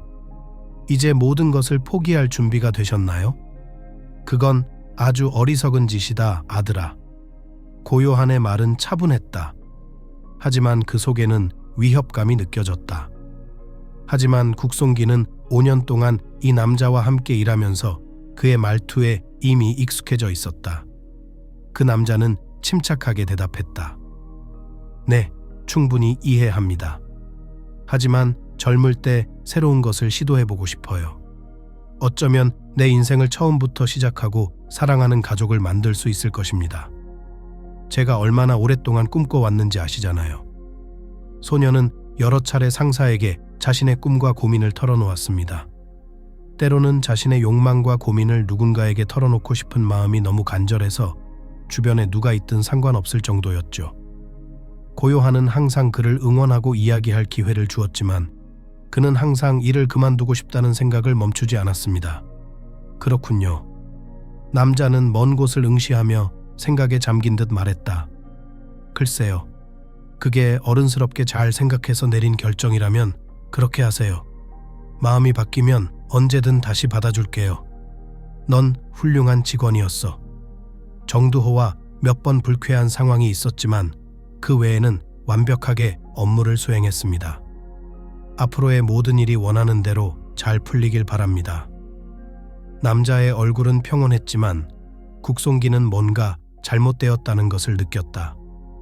단순한 불만이 아니라 다른 무언가가 있는 것 같았다. 남자는 잠깐 고개를 끄덕이더니 갑자기 들려오는 소리에 이미 자리를 떠나려 했다. 그건 그렇고 오늘 사건은 취소되었습니다. 며칠 후에 가세요. 지금 그렇게 서둘러 떠나실 건 아니죠? 네, 맞아요. 약속한 대로 마지막 일만 하고 떠날게요. 창고가 어디 있는지 미리 알려주면 평소처럼 주변을 둘러볼 수 있어요. 그렇게 말한 후 그 남자는 사무실을 나갔습니다. 지난 몇 년 동안 정두호와 함께 시내의 길을 몰라 잡힐 뻔한 적이 있어 더욱 책임감이 강해졌다. 이제 국송기는 어디를 가기 전에 항상 그 지역을 공부하고 도주로를 익히는 일에 상당한 시간과 관심을 쏟았다. 그는 상황이 어떻게 끝날지 잘 알고 있었기 때문에 예측할 수 없는 상황을 만들지 않았습니다. 이제 그는 자신의 마음의 평화를 위해 항상 운전대를 잡았습니다. 그리고 정두호는 가끔 길에서 잠을 잘 기회가 있었기 때문에 신경 쓰지 않았습니다. 마지막 명령이 있던 날, 국송기는 특히 긴장된 상황을 발견했습니다. 정두호는 요즘 아무 얘기도 하지 않고 그냥 즐거운 시간을 보내길 좋아했지만 그에게 거의 말을 걸지 않았다. 고요한은 전혀 나오지 않았고 정확히 무엇을 해야 하는지 이야기하지도 않았습니다. 두어 시간이 지난 후에도 그는 여전히 파트너에게 사건에 대해 물어보기로 했습니다. 무슨 일이죠? 아무 일도 일어나지 않을 것처럼 긴장한 것 같네요. 이런 모습 오랜만이네. 국송기는 파트너가 눈을 감으며 경련하듯 숨을 내쉬는 것을 눈치채고 파트너를 힐끗 쳐다보았다. 질문이 끝난 후 더욱 답답해 보이는 침묵이 흘렀다. 다 말해줄 수 있어요? 내 문제에 대해 아무에게도 말하지 않을 거라는 거 알잖아. 나한테 말하면 기분이 나아질 거야. 국송기, 문제가 있는 사람은 내가 아니야. 문제가 있는 건 너야. 이 사건 좀 석연치 않은 것 같은데? 우린 지금 가려는 그 사람 창고에 간 적도 없는데? 예감이 안 좋아. 너랑 나랑 여기저기 다 가봤잖아. 다른 부자를 조금 덜 부자로 만들 기회라고 생각해요. 별일 아닐 거야. 걱정 마, 다 잘 될 거야. 제가 실망시킨 적 있나요? 그 남자는 파트너를 쥐에 깊게 보았지만 그의 말에서 더 긴장한 것 같았습니다. 당신은 나를 이해하지 못합니다. 이건 당신에 관한 게 아니에요. 우린 지금 이 도시에서 가장 크고 안전한 창고로 가는 중이야. 우리가 원하는 만큼 순조롭게 끝날 것 같진 않아요. 일을 거절하고 싶기도 했어요. 하지만 고요한 대표님이 저를 혼자 보내라고 하셨을 때 도저히 그럴 수가 없었어요. 정두호는 갑자기 더 슬프고 우울해졌어요. 전에도 이 창고에 한번 간 적이 있었어요. 하지만 아무것도 가져가지 못했죠. 문을 열려고 할 때 경보음이 울렸습니다. 개를 든 경비원 10여 명이 저에게 달려왔어요. 간신히 제 시간에 빠져나왔어요. 하지만 저는 그 실수에 대한 대가를 오랫동안 치렀습니다. 그 후 경비원들이 더욱 철저해진 것 같아요. 창고에는 수천만 루블 상당의 물건이 있습니다. 나는 당신의 마지막 사건이 당신의 인생에서 마지막 일이 되기를 원하지 않습니다. 정두호가 날카로운 숨을 내쉬자 국송기의 등줄기에 전율이 흘렀다. 어떤 사건이든 최선을 다하면 완벽하게 해낼 수 있다고 늘 밝은 표정으로 이야기하던 그였다. 하지만 실상은 그렇지 않았다. 사건을 완벽하게 수행하는 것은 거의 불가능했고 그 사람은 스스로 그것을 확신했습니다. 종종 사소한 실수가 있었지만 신속하고 조용히 수정되었습니다. 종종 상사는 그들에 대해 알지 못했습니다. 하지만 발각되면 심각한 결과를 초래할 수 있었습니다. 국송기는 다른 것은 묻지 않고 도로를 유심히 살피며 낮에 연습했던 모든 경로를 기억하고 있었다. 그는 어디로 어떻게 후퇴해야 하는지 잘 알고 있었다. 하지만 불안감은 점점 커져만 갔다. 마음속 어딘가에서 또 다른 사건에 착수하는 것은 실수라고 속삭이고 있었습니다. 하지만 그는 자신의 마음의 소리를 잠재우고 원하는 금액을 얻기 위해 무엇이든 하는 법을 배웠습니다. 하지만 이번 상황은 완전히 달랐다. 그리고 곧 국송기는 그것을 확신했습니다. 이미 창고 입구에서 뭔가 잘못된 것처럼 보이기 시작했습니다. 인상적인 구조로 이어지는 좁은 길은 단 하나뿐이었습니다. 보통 이런 곳은 품질이 좋은 넓은 라인이 있어 상할 위험을 최소화하면서 물건을 운반할 수 있었습니다. 국송기는 그런 도로를 빨리 달릴 수 있는 방법도 상품이 완벽한 상태로 유지될 수 있는 방법도 없다는 것을 깨닫고 긴장했습니다. 여기는 항상 이런 식이었다.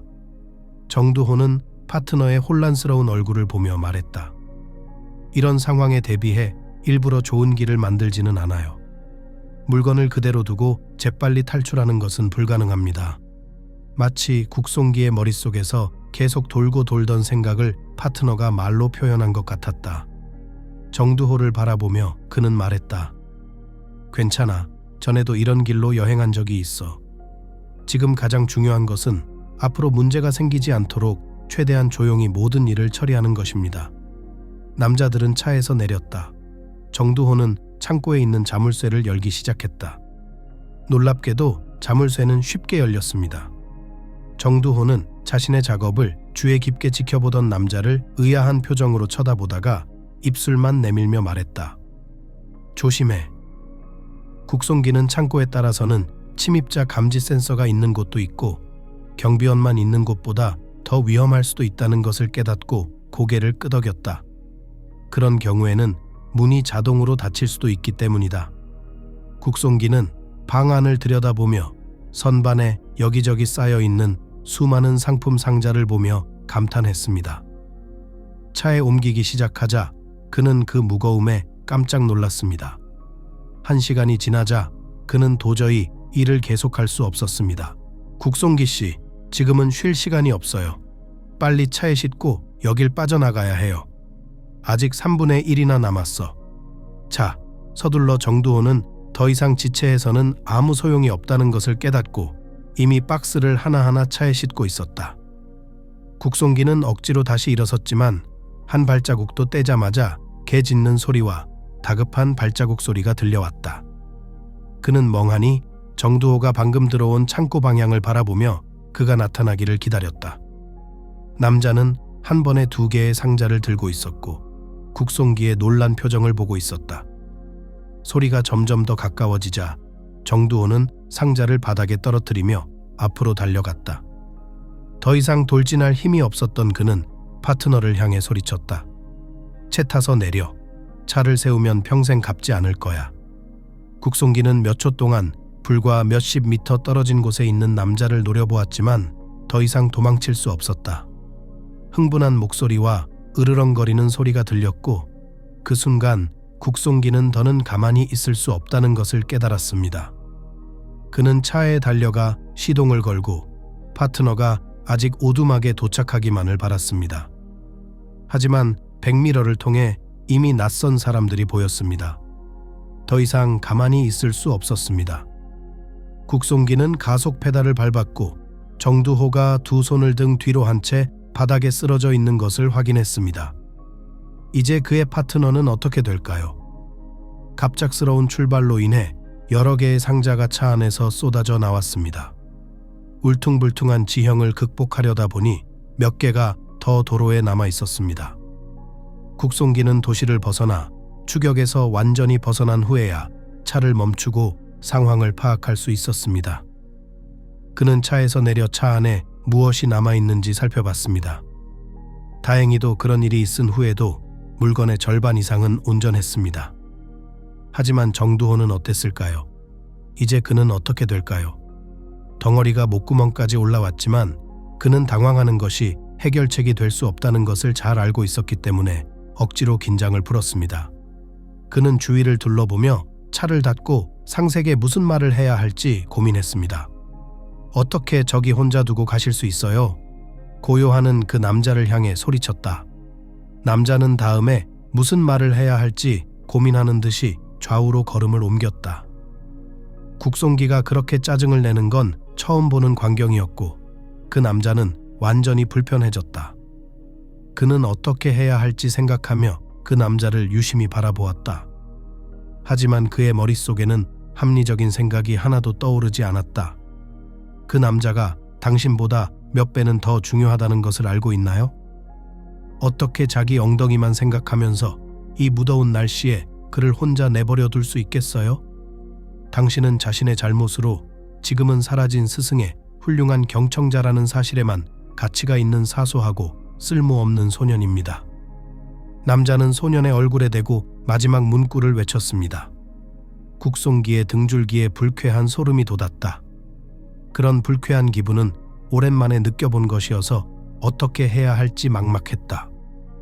내가 떠나면 가져갈 물건이 전혀 없는데 여기서는 가져가려고 했던 것의 절반도 못 가져가게 생겼으니까요. 국송기는 상황을 덜 긴장시키려고 노력하며 말했다. 게다가 정두호는 다른 방법으로는 상황을 해결할 수 없다는 것을 깨달았기 때문에 저에게 떠나라고 말했습니다. 저는 마지막 순간까지 그를 기다렸어요. 정두호가 탈출할 수 있도록 그 사람들을 늦출 수도 있었잖아요. 하지만 그러면 제가 거기 있어야 했어요. 국송기는 침울한 목소리로 말했다. 그는 2 사람 모두 탈출하는 것이 불가능하다는 것을 깨달았다. 그리고 아직 평생을 살아야 할 정두호의 입장이 되고 싶지 않았다.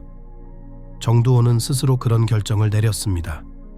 정두호는 더욱 자신감 있는 목소리로 보스 앞에서 자신을 지키려고 애쓰며 말했다. 난 내 결정에 관심 없어. 내 명령만 따라야 해. 상사의 엄격하고 공격적인 목소리는 그를 불편하게 만들었습니다. 그 남자는 남자의 마음을 바꿀 수 없다는 것을 깨닫고 고개를 숙였습니다. 그래서 할 수 있는 유일한 방법은 최종 판단을 기다리는 것뿐이었습니다. 고요하는 좌우로 계속 걸음을 옮기다가 갑자기 말을 꺼냈다. 돈 다 돌려줘요. 모든 물건값을 다 내놔. 한 푼도 남김없이. 그리고 잃어버린 파트너를 위해 한 푼도 더. 남자는 재빨리 종이에 뭔가를 써서 국송기에게 건넸다. 이게 지금 네가 나에게 빚진 금액이다. 그리고 나한테서 숨으려고 하지도 마. 안 그러면 더 나빠질 테니까. 알겠어? 국송기는 5년 동안 꾸준히 일해서 모은 돈의 거의 전부가 그 종이 조각이라는 것을 깨닫고 공포에 질려 망설이며 상사의 손에서 종이를 빼앗았다. 그 남자의 시선은 무겁고 긴장된 표정이 되었습니다. 그가 실제로 얼마나 많은 돈을 가지고 있는지 아무도 몰랐습니다. 그리고 그는 새로운 삶을 시작할 수 있는 기회가 있기를 바라며 몰래 떠나기로 결심했습니다. 국송기는 우울한 목소리로 말했다. 하지만 저는 그 금액의 절반밖에 없습니다. 5년 동안 일해서 모은 이 돈을 어디에서 더 많이 찾을 수 있을까요? 소녀는 상사의 눈빛에서 조금이라도 동정심을 느끼길 바라며 상사를 올려다봤지만 그 대신 미워하고 차가운 표정만 돌아왔다. 네가 돈을 어디서 구했는지는 상관없어. 오늘부로 넌 더 이상 내 밑에서 일하지 않아. 당신 같은 사람은 필요 없어요. 5년 동안 일하면서 자네가 최고의 직원이라고 생각했는데, 아니, 알고 보니 당신은 자신의 안위만 생각하고 가장 가까운 사람들을 배신할 줄 아는 사람이더군요. 난 그런 남자는 원하지 않아요. 그래서 가능한 한 많은 돈을 벌기 위해 당신이 나에게 몸을 던지기를 기다리면서 당신을 계속 곁에 두는 것은 의미가 없습니다. 그 남자는 몇 초 동안 침묵을 지키다가 덧붙였습니다. 이번 주말까지 시간을 주겠네.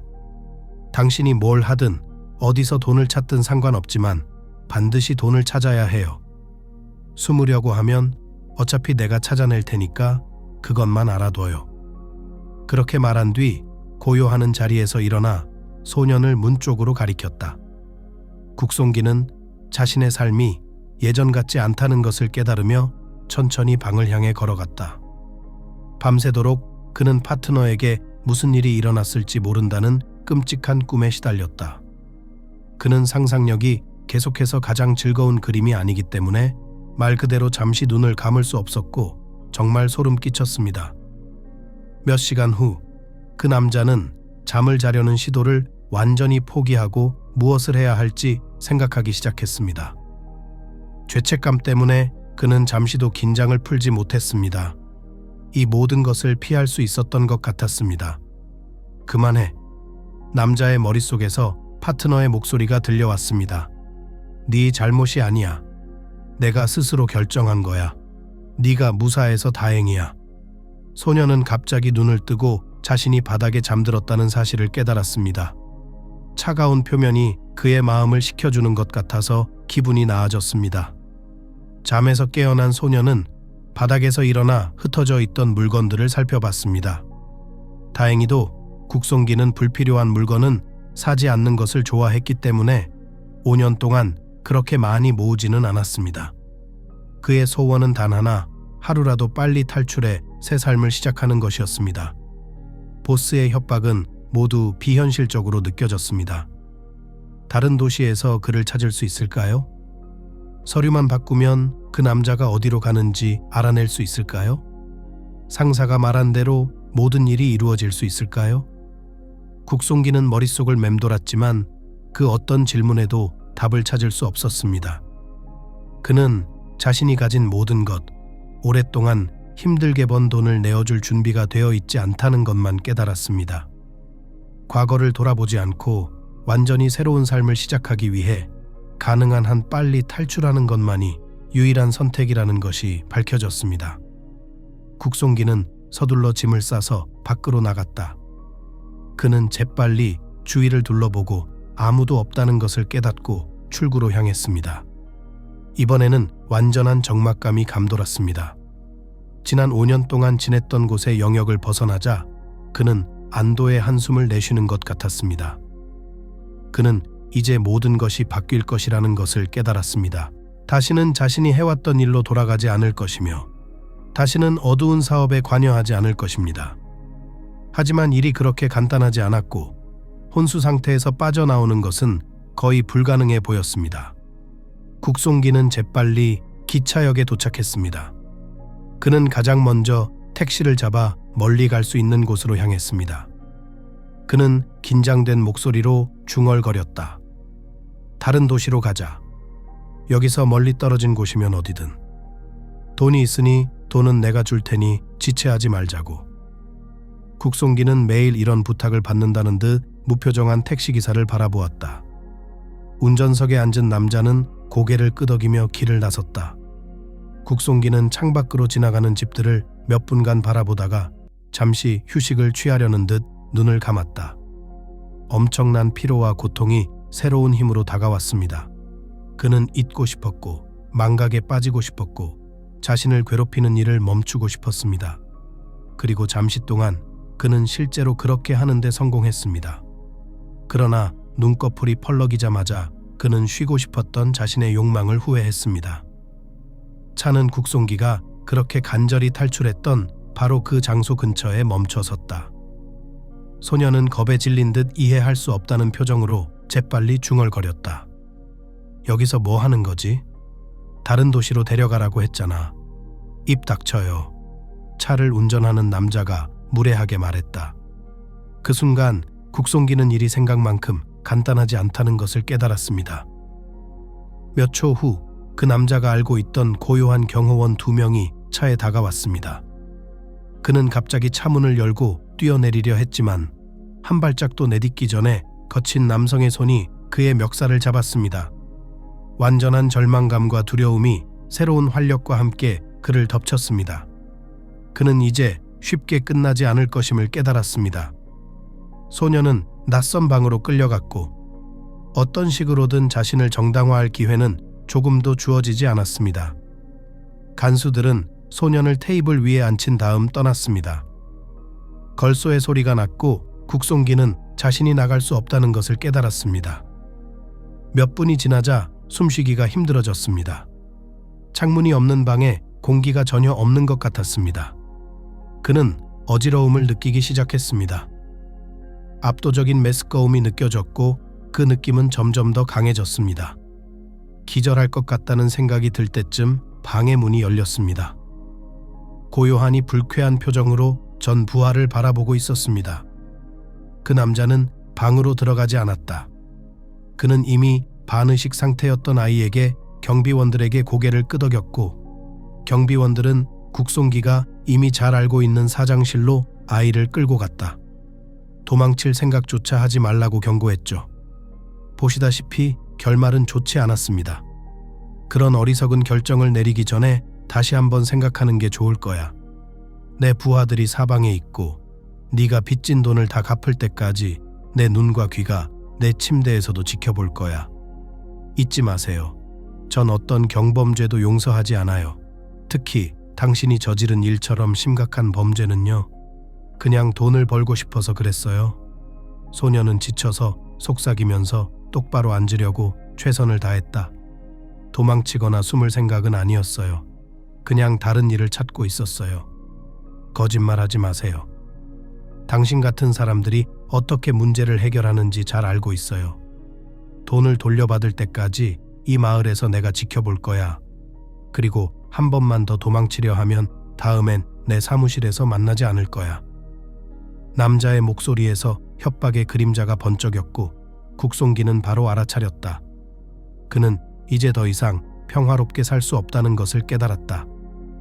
전 상세계에 돈을 갚기 전까지는 말이죠. 공포가 극에 달했고 그 순간 남자는 중얼거렸다. 한 번만 더 탈출을 시도하면 다시는 도망칠 수 없을 거라고. 그리고 그것은 당신의 인생에서 일어날 수 있는 최소한의 악입니다. 고요하는 간수들에게 고개를 끄덕이며 사무실을 나갔다. 남자들은 소년의 뒤에 머물렀다. 국송기는 그들에게 위협을 느꼈지만 일어날 힘이 없다는 것을 깨닫고 책상 위에 반쯤 누운 채로 계속 앉아 있었다. 국송기는 자신이 서서히 망각 속으로 빠져드는 것을 느꼈지만 어쩔 수 없었습니다. 의식이 흐릿하고 모든 것이 눈앞에서 헤엄쳤습니다. 메스꺼움이 배경으로 물러나고 머리가 무거워졌습니다. 그리고 잠시 동안 그는 믿을 수 없을 정도로 안도감을 느꼈다. 국송기가 눈을 떴을 때 그는 간수들이 여전히 자신의 뒤에 서 있다는 것을 깨달았습니다.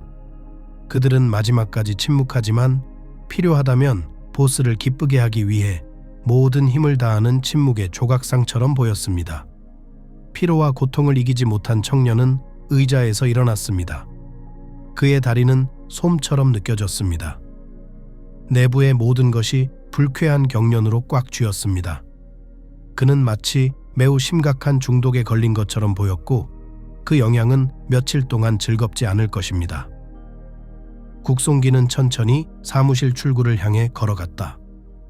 그러나 경비원 중 한 명이 그의 길을 막았다. 그는 몇 센티미터 떨어진 곳에서 멈춰 서서 이렇게 말했습니다. 안 돼요. 앉으세요. 그 남자는 다시 먼 곳을 응시하기 시작했습니다.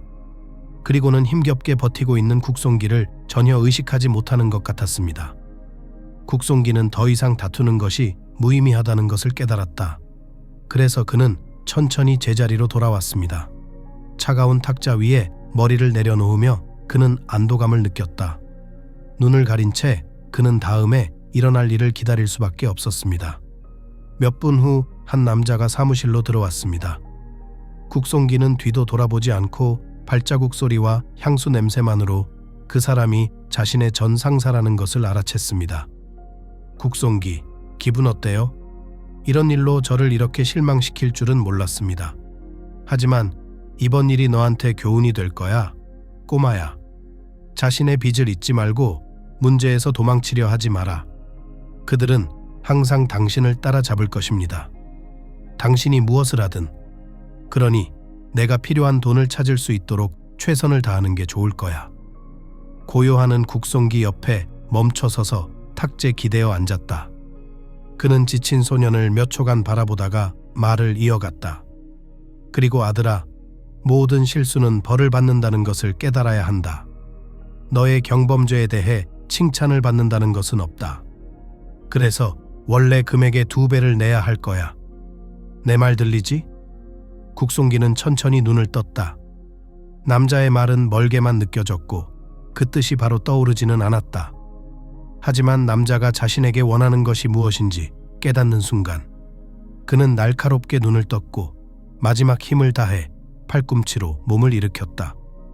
그는 전 상사를 바라보며 이해할 수 없다는 표정으로 물었습니다. 하지만 그 많은 돈을 어디서 찾아야 하나요? 하고 싶어도 할 수 없었습니다. 내가 가진 모든 것, 내가 가진 모든 돈을 가져가지만 다른 것은 줄 수 없습니다. 직업도 없고 집도 없고 생존이 아니라 정상적으로 살 수 있는 어떤 것도 없어요. 마지막 남은 걸 가져가세요. 더는 어디서 구할 수 있습니까? 국송기는 애처롭게 고요한을 바라보았지만 남자는 냉정하고 단호한 태도를 유지했다. 그는 어깨를 으쓱하며 똑같은 어조로 말했다. 난 네가 돈을 어디서 구했는지는 전혀 신경 안 써. 전적으로 내 문제다, 아들아. 그냥 나에게 넘겨주기만 하면 돼. 저축한 돈은요? 걱정하지 마세요. 이미 충분히 많이 받았으니 더 필요하실 겁니다. 그리고 시간이 얼마 안 남았어. 똑딱, 똑딱 고요하니 사무실을 나가고 경비원들이 그 뒤를 따라 나갔다. 국송기는 몇 분 동안 어떻게 해야 할지, 어떻게 살아야 할지 몰라 탁자 위에 누워 있었습니다. 하지만 문제를 해결하기 위해 무엇이든 할 가치가 있다는 깨달음이 너무도 분명해서 두려움마저 느껴졌습니다. 국송기는 몇 시간이 지나서야 겨우 병실을 나올 수 있었습니다. 메스꺼움이 완전히 가라앉지 않았기 때문입니다. 그래서 그는 가장 가까운 병원으로 가기로 결심했습니다. 그의 외모가 많은 것을 말해주었기 때문에 처음에 그를 받아들이지 않으려는 이유였습니다. 복도에 앉아 진료실로 호출되는 순간을 기다리던 국송기 씨는 서서히 의식을 잃어가는 듯한 느낌을 받기 시작했습니다. 그 순간 한 간호사가 달려와 국송기 씨가 의자에서 떨어지지 않도록 일으켜 세웠습니다. 그녀는 당황했습니다. 세상에 무슨 일이에요? 기절하면 어떻게 해야 하나요? 여자는 남자의 의식을 되찾기 시작했고 국송기는 눈을 뜰 수 있었습니다. 그리고 그 순간 그는 평생 본 것 중 가장 아름다운 소녀를 보았습니다. 남자는 믿어본 적도 없던 첫눈에 반한 사랑을 이제야 피부로 느꼈습니다. 그는 소녀를 바라보며 왜 이 마을에서 그녀를 한 번도 본 적이 없는지 이해할 수 없었습니다. 간호사를 계속 쳐다보면서 그가 할 수 있는 말은 오직 당신뿐이었다. 룡연이, 나 여기 새로 왔어. 새 삶을 시작하려고 2주 전에 이사 왔는데 지금까지는 잘 지내고 있는데 다들 나를 아는 사람만 있고 나는 아는 사람이 없다는 게 적응이 안 돼서 그래. 소녀는 환하게 웃었고 국송기는 자신이 실신하는 것을 느꼈다. 그는 눈을 가리고 내면의 힘을 되찾으려고 노력했지만이 시도는 효과가 없었고 그 남자는 망각에 빠졌습니다. 눈을 뜬 남자는 의식을 잃기 전에 보았던 바로 그 소녀를 눈앞에서 보았습니다. 그녀는 미소를 지으며 남자를 바라보고 있었습니다. 가까이 다가가자 소녀가 말했습니다. 정신을 차려서 다행이에요. 걱정하고 있었어요. 약간의 중독이 있었지만 이제 상태가 안정됐어요. 며칠 후면 퇴원할 수 있을 겁니다. 룡연이는 소년의 눈을 똑바로 바라보았고 그 순간 사명감이 느껴졌다. 그 아이를 지켜주고 싶고 곁에 있어주고 싶고 그 아이의 삶을 더 편하고 즐겁게 만들어주고 싶다는 생각이 들었다. 하지만 자신의 문제를 해결할 수 있을 때까지 그렇게 될 수 있을까요? 소녀를 자신의 문제 속으로 끌어들이는 것이 공평할까요? 가혹한 현실이 모든 좋은 것들을 덮어버렸습니다. 남자의 시선은 즉시 무거워졌지만 그는 자신의 생각을 주저하지 않았습니다. 당신은 너무 아름다워요. 남자는 거의 들리지 않게 말했지만 룡연희는 어쨌든 그것을 들었습니다. 당신이 얼마나 매력적인지 말로 다 표현할 수가 없어요. 나는 매일 당신의 아름다운 얼굴을 보고 싶습니다. 당신 옆에서 자고 일어나고 싶고 당신 곁에 있고 싶고 당신 곁에 있고 싶어요. 국송기는 손을 뻗어 소녀를 부드럽게 만졌다. 룡연이는 움찔했지만 손을 떼지 않고 남자를 가만히 바라보았다. 나도 너 좋아해. 그녀는 잠시 멈춘 후 속삭였다. 두 사람 사이에는 짧은 시간 안에 더 큰 무언가로 성장할 것 같은 케미가 느껴졌다. 그리고 실제로 그렇게 되었습니다. 국송기는 병원에 입원한 지 하루밖에 되지 않았지만 룡연희는 그 시간 내내 그의 곁을 지켰다. 퇴원할 때 소녀는 자신 있게 말했다. 내가 모든 문제를 해결하고 나면 꼭 너를 찾으러 올게. 알았지? 조금만 시간을 주면 괜찮아질 거야. 국송기는 소녀를 안심시키는 건지 자신을 안심시키는 건지 소녀의 손을 살며시 잡았다. 그는 가슴이 찢어지는 것을 느낄 수 있었지만 그녀를 자신의 문제로 끌어들일 수는 없었다. 그녀가 자신을 위해 해준 모든 일을 생각하면 그렇게 할 여유가 없었다. 국송기는 엄지손가락으로 소녀의 국송기를 살며시 쓰다듬었다. 적어도 며칠은 더 병원에 계셔야 합니다. 상태가 너무 안 좋아요. 아직 독소가 다 빠져나가지 않았어. 뭘 들이마셨는지 어디가 그렇게 나빠졌는지 상상도 안 돼요. 소녀의 목소리는 걱정스럽게 들렸다. 저 때문에 여기 있지 마세요. 당신 건강을 위해 떠나세요. 너무 갑작스럽게 내린 결정 때문에 상태가 더 나빠지는 건 원하지 않아요. 제발요. 소녀의 목소리가 떨리는 순간 국송기의 마음속 어딘가가 불쾌하게 아팠다. 그는 눈을 감고 평정심을 유지하려 애쓰며 말했다. 미안해요. 모든 걸 다 말해줄게. 하지만 모든 문제를 해결하고 나서야. 우린 괜찮을 거야. 그냥 날 믿어. 알았지? 룡연희는 알 수 없다는 듯 고개를 끄덕였다. 국송기가 어떤 문제를 안고 있는지 어떻게 해결할지 도무지 상상조차 할 수 없었다. 국송기는 자신에게 어떤 일이 기다리고 있는지도 모른 채 병원을 나왔다. 그는 주말까지 남은 며칠 동안 어떻게 하면 큰 돈을 벌 수 있을지 정신없이 생각하기 시작했습니다. 소년이 마을을 걷는 동안 그의 머릿속에는 합리적인 생각이 하나도 떠오르지 않았습니다. 그는 뭔가 가치 있는 것을 생각하려고 주위를 둘러보았습니다. 다른 길로 걸어가던 소년의 눈에 다소 허세 가득한 집이 들어왔습니다. 마을의 사방에서 시선을 끄는 거대한 2층 건물이었습니다. 그것은 즉시 일반적인 보기에서 눈에 띄었습니다. 그리고 그 순간 소년의 마음속에 다소 합리적인 첫 번째 아이디어가 나타났습니다. 그는 부유한 미망인이 그를 위해 일자리를 갖기를 바라며 집에 다가갔지만 무엇이 그를 기다리고 있는지 전혀 몰랐습니다. 하지만 그의 머릿속에는 여전히 다른 해결책이 떠오르지 않았습니다. 몇 분의 망설임 끝에 소년은 초인종을 눌렀습니다. 의심스러울 정도로 오랫동안 아무도 대답하지 않았고 집 안에서는 아무런 소리도 들리지 않았습니다. 국송기는 절대 대답이 없을 거라고 생각한 순간 갑자기 자물쇠가 열리는 소리가 들렸습니다. 그는 한 발짝 뒤로 물러섰고 그 순간 문이 열렸습니다. 문턱에는 단정한 차림새의 할머니가 있었고 그녀는 국송기를 이해할 수 없다는 표정으로 바라보았습니다. 몇 초 후 그녀는 물었습니다. 뭐 필요한 거 있어요? 국송기는 노인이 절반도 안 되는 마을에 이렇게 단정하고 매력적인 할머니가 있다는 사실에 당황했습니다. 몇 초간 침묵이 흐른 후 국송기는 이미 어색해졌다는 것을 깨닫고 한 걸음 앞으로 다가가 거리를 좁히며 자신 있게 말을 걸었습니다. 안녕하세요. 제 서비스를 제안하고 싶습니다. 어떤 일이든 할 수 있고 마당과 집안에서 필요한 것은 무엇이든 할 수 있습니다. 그 남자는 최고의 인상을 남기려고 자신 있게 말했습니다. 그는 노파가 부끄러워하지 않고 그를 바라보고 있다는 것을 알아차리고 조심스럽게 노파를 바라보았다. 작업을 시작하기 전에 선급금의 일부를 받아야 합니다. 저는 양심적이고 책임감 있고 강인합니다. 국송기는 자신을 홍보하는 방법을 전혀 이해하지 못한 채 침묵을 지켰다. 완전히 바보 같은 생각 같았고 그럴 가치도 없었다. 그리고 노인을 귀찮게 할 가치도 없었다. 그러나 몇 초 후 그 남자는 노파의 말에 크게 놀랐습니다. 난 당신의 도움이 서비스는 필요 없어요. 내가 고용한 사람으로 충분하니까요. 노파는 침묵했고 그 순간 국송기는 자신의 계획이 완전히 실패했음을 깨달았다. 그는 고개를 숙이고 나가려는데 갑자기 노파가 덧붙였다.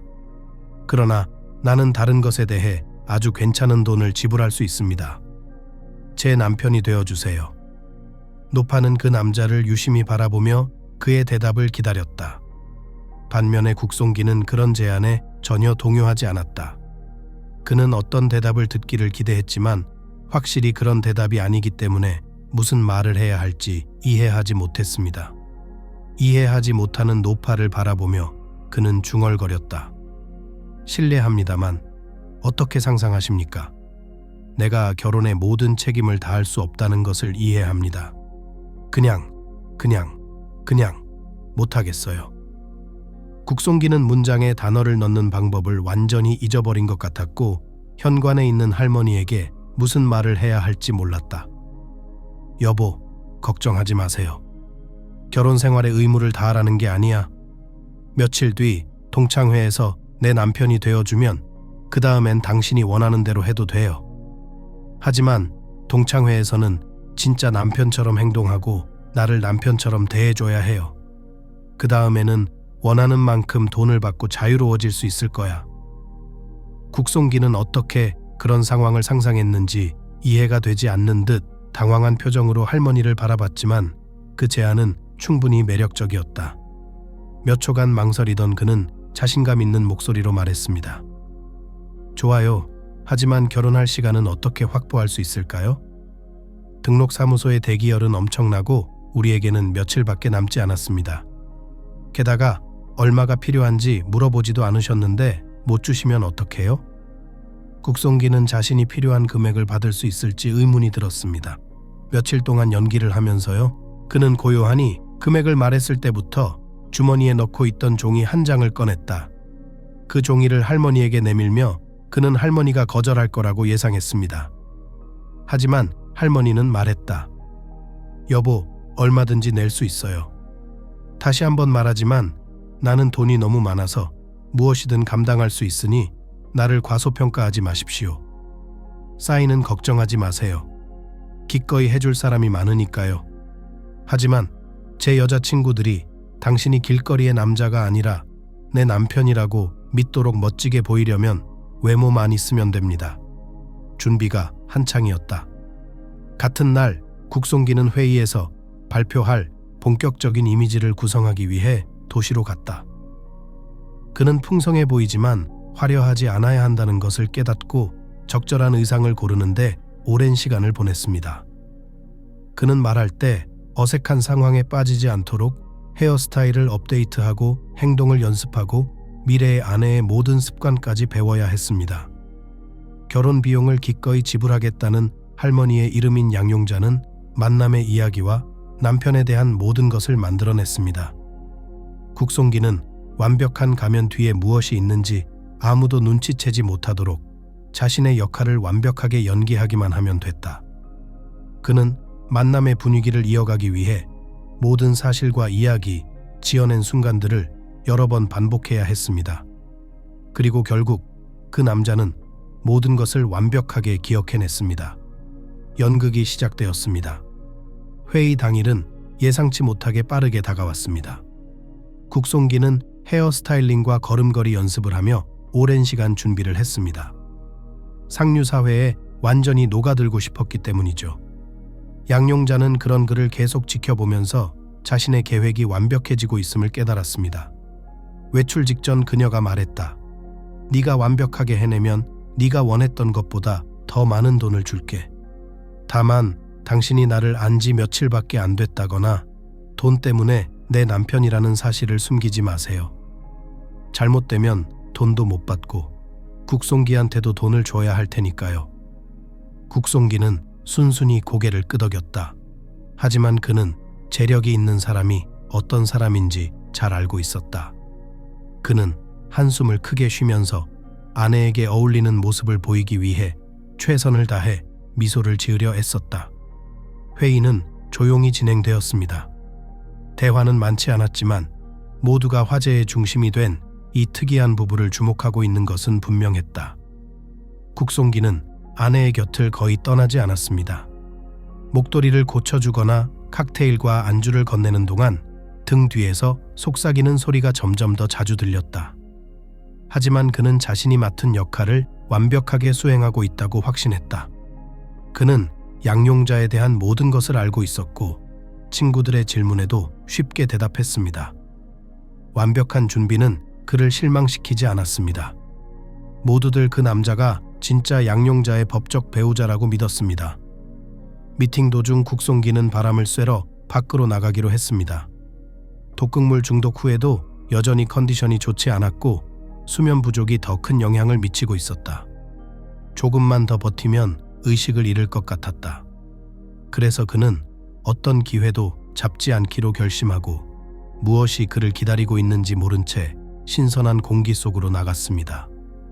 몇 분 후 꽤 매력적인 한 소녀가 발코니로 나왔습니다. 그녀는 난간에 기대어 멈췄습니다. 몇 초 동안 완전한 침묵이 있었고 그 후 소녀가 자신 있게 말했습니다. 할머니 없이 좋은 저녁을 보내고 싶습니까? 훨씬 더 즐겁고 잘생긴 나와 함께 시간을 보낼 수 있을 것 같습니다. 소녀는 국송기를 도전적으로 바라보았지만 그는 전혀 관심이 없었습니다. 계속 고개를 돌리면서 그는 침착하게 말했다. 미안하지만 나는 당신의 제안에 전혀 관심이 없습니다. 나는 내 배우자를 사랑하고 오늘 밤을 우리 집에서 그녀와 함께 보낼 것입니다. 국송기는 너무 차분하게 말해서 깜짝 놀랐다. 전에는 그런 매력적인 여자들에게 설레었지만 지금은 룡연희라는 이미지만 머릿속에 남아 있었다. 그녀는 그가 원하고 곁에 둘 준비가 되어 있는 이상적인 여인의 화신이었다.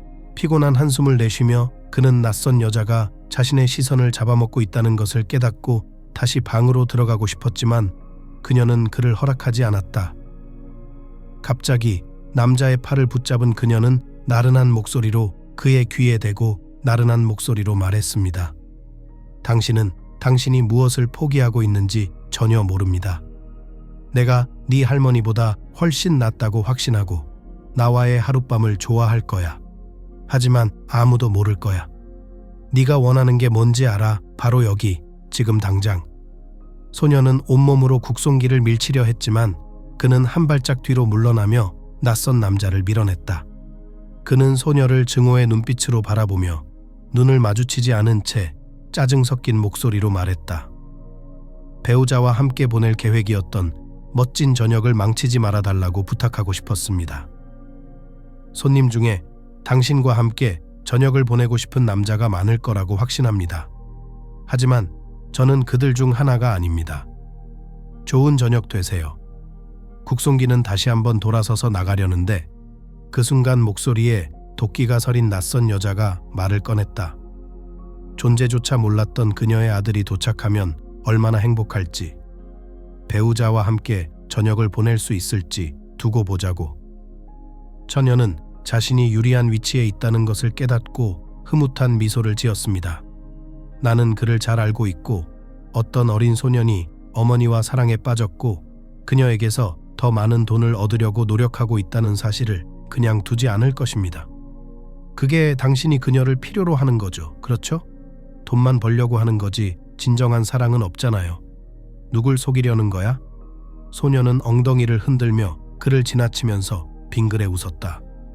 그냥 나와 함께 떠났으면 문제는 저절로 해결됐을 거야. 하지만 여기 남기로 결정했으니 그동안 발생한 모든 문제를 잘 해결해 보세요. 다음부터는 예쁜 여자를 화나게 하기 전에 잘 생각해봐요. 양용자는 국송기에게 아들에 대해 아무 말도 하지 않았다.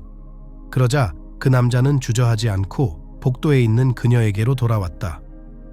그는 여자를 팔로 감싸 안으며 배려하는 배우자로서의 역할을 완벽하게 수행했습니다. 그러나 내면의 무언가가 그가 가능한 한 빨리 떠나야 한다고 비명을 지르고 있었습니다. 그리고 직감은 그를 실망시키지 않았습니다. 몇 분 후 그의 어깨에 무거운 손이 얹어졌습니다. 그리고 그는 갑자기 몸을 돌렸습니다. 그는 아무것도 볼 시간이 없었고 날카로운 통증만 느꼈고 그 후 망각에 빠진 자신을 발견했습니다. 어둠, 침묵, 평온. 모든 것이 너무 행복해 보였기 때문에 그는 눈을 뜨고 싶지 않았습니다. 그러나 점차 감각이 돌아 오기 시작했습니다. 머리가 엄청나게 아팠고 목이 마르는 느낌이 들었습니다. 그는 힘겹게 눈을 뜨고 나서야 자신이 병원에 있다는 사실을 깨달았습니다. 주위를 둘러보던 남자는 가장 보고 싶지 않은 사람이 바로 옆 의자에 앉아 있다는 사실을 깨닫고 한숨을 쉬었습니다. 바로 전 상사였습니다. 고요한 국송기가 속삭였다. 하지만 남자가 눈을 뜨기에는 충분했다. 나 아직 시간 있지? 이번 주말까지 주셨잖아요. 오늘 중으로 돈을 가져올게요. 그러죠. 소년의 머릿속에 최근의 기억이 떠올랐다. 그는 자신의 역할을 완벽하게 수행했습니까? 아니면 넘어지고 의식을 잃은 것은 그의 것이 아니었습니까? 이제 그는 돈을 받을 수 있을까요? 아니면 모든 게 헛수고였을까요? 국송기, 네가 똑똑한 사람인 건 알았지만 엄마의 도박에 동의할 줄은 상상도 못했어. 어머니께 말씀드리기 전에 경비원이 먼저 일을 끝냈어요. 어머니의 속임수와 외로움을 이용해 돈을 벌려는 알폰소로부터 어머니를 보호해야 했다는 걸 당신도 잘 알잖아요. 그러자 국송기의 머릿속에는 모든 것이 정리되기 시작했다. 할머니가 어떻게 그렇게 많은 돈을 벌었을까? 아무도 할머니가 일하는 곳을 본 적이 없는데도 말이죠. 그래서 할머니는 아들이 쉽게 줄 것을 알았기 때문에 그 남자가 요구하는 금액에 대해 전혀 걱정하지 않았습니다. 국송기는 이제 어떻게 해야 할지 고민하며 전 상사를 올려다보았습니다. 내 엄마인 줄 몰랐어. 내 엄마라고 상상할 수 있었다면 절대 그렇게 하지 않았을 거야. 절대 안 그랬을 거야. 소녀는 생각을 정리하려고 했지만 그 순간 어지러움이 다시 밀려왔습니다. 소녀는 고요하니 말하자 눈을 질끈 감았다. 진정해 아들아. 돈을 벌어서 내게 갚으려 한 건 잘한 일이야. 어머니는 내가 너에게 썼던 바로 그 나무잎을 보여주셨다. 넌 내게서 너무 많은 것을 빼앗으려 하지 않았고 그저 갚으려 했어. 어쩌면 당신은 좋은 가장이 되었을지도 몰라요. 하지만 어머니와 함께라면 아니었죠. 인정해야 하지만 당신은 그녀를 행복하게 만들었습니다. 모두가 어머니가 얼마나 아름다웠고 남편이 있어서 얼마나 운이 좋았는지 이야기했죠. 어떤 사람들은 당신이 돈 때문에 결혼했다고 질투하기도 했죠. 물론 그건 사실이었지만요. 멋진 공연이었어, 아들아. 이제 대가를 치를 시간이다. 남자는 주머니에서 지금까지 가지고 있던 국송기의 여권을 꺼냈다. 소년에게 내밀며 그는 중얼거렸다. 이제 공식적으로 빚을 청산했다고 생각하세요. 이제 깨끗하게 새 삶을 시작할 수 있겠지. 안녕히 계세요. 당신과 함께 일하게 되어 기뻤습니다. 고요하는 남자의 대답을 기다리지 않고 더 이상 머물 필요가 없다는 것을 깨닫고 재빨리 방을 나섰다. 몇 분이 지났을 때 갑자기 룡현이가 들어왔다. 그녀는 곧바로 그 남자에게 다가가온 힘을 다해 끌어당겼다. 너한테 무슨 일이라도 생겼을까봐 너무 걱정했어. 그런 생각만 하고 사라진 네가 바보야. 여자는 말을 끝내지 못했다. 국송기는 갑자기 그녀를 끌어당기며 오랫동안 기다렸던 입맞춤으로 그녀의 입술을 깨물었다. 양용자는 이대로 두고 볼 수 없었다. 노파는 남편을 면회하러 병원에 갔다가 병실 밖에서 신음하는 여자의 소리를 들었다. 안을 들여다보니 국송기 바로 위에 젊은 간호사가 있었다. 그녀는 젊은 남자들이 자신을 전혀 알아차리지 못한다는 것을 잘 알고 있었기 때문에 그냥 병실을 나와서 끝날 때까지 기다렸습니다. 몇 분 후 룡현희는 노파의 모습에 움찔하며 재빨리 방을 나갔다. 그녀는 모든 것을 보고 들었음을 깨닫고 고개를 숙이고 서둘러 방을 나갔다. 양용자는 남편을 만나기 위해 방으로 들어왔다.